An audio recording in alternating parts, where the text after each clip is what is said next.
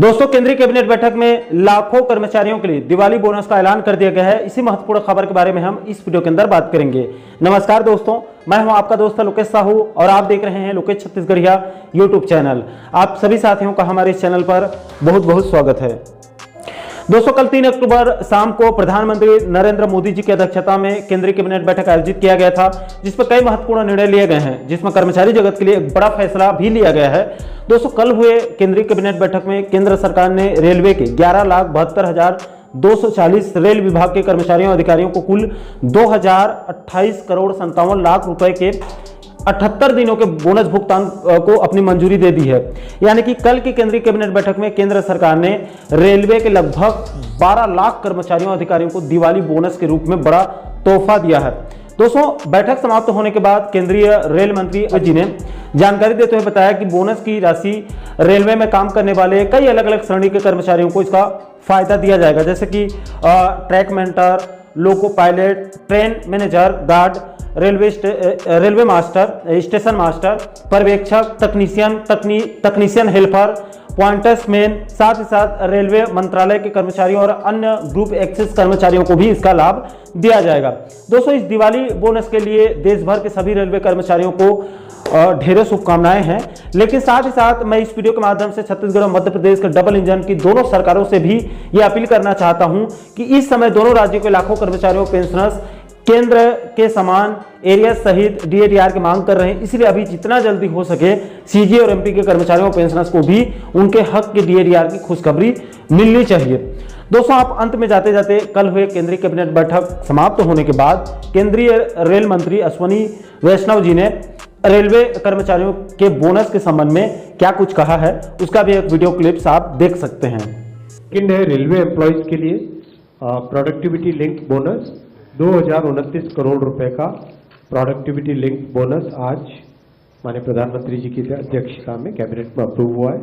और ये रेलवे ने जो बहुत अच्छी परफॉर्मेंस की है उसके कारण ये संभव हो पाया है। इससे 11,72,240 एम्प्लॉयज को बेनिफिट होगा। रेलवे में आज अगर एम्प्लॉयज की हम संख्या देखें तो कुल मिला के 13,14,992 13,14,992 एम्प्लॉयज हैं एज ऑन 31 मार्च 24 का ये नंबर है। और इसमें करीब 1,19,952 तो लास्ट फाइनेंशियल ईयर में ही ज्वाइन किए, और वो अगर आपको ध्यान होगा करीब 1,54,000 के आसपास टोटल रिक्रूटमेंट किया गया था पिछले 2-2.5 वर्षों में। उसमें 2 करोड़ से ज़्यादा एप्लीकेशंस थी, और बिना कोई हैसल, बिना कोई पेपर लीक, बिना कोई इधर कोई कंप्लेंट के बहुत ही स्मूथ तरीके से ये मैसिव एग्ज़ाम कई सारे शहरों में 500 से ज़्यादा शहरों में करीब 30 दिन तक एग्ज़ाम चला था। 15 लैंग्वेजेस में कई सारी शिफ्टों में एग्ज़ाम हुआ था, उसके कारण ये ज्वाइन किए थे। इसमें भी रेलवे के एम्प्लॉयज़ के साथ मिलके जो बना हुआ है फॉर्मूला, उसमें आउटपुट इनपुट यानी कितना आप इनपुट देते हो उससे कितना आउटपुट आ रहा है। मान लो कितने लोकोमोटिव लगाए तो कितना आगे पैसेंजर्स और कार्गो वो सिस्टम खींचता है। वैसे ही ऑपरेटिंग रेशियो यानी कॉस्ट कितनी है और आपकी रेवेन्यू कितना है, इन सब का ध्यान रखते हुए इन दोनों को 50-50% वेटेज दिया गया है। इस फॉर्मूले से 76 डेज का बोनस बनता है, लेकिन आज कैबिनेट ने 78 डेज का बोनस अप्रूव किया है in recognition of all the good work that railway employees are doing. अभी वैकेंसीज 58,642 है, जिसमें अभी रिक्रूटमेंट का काम चल रहा है।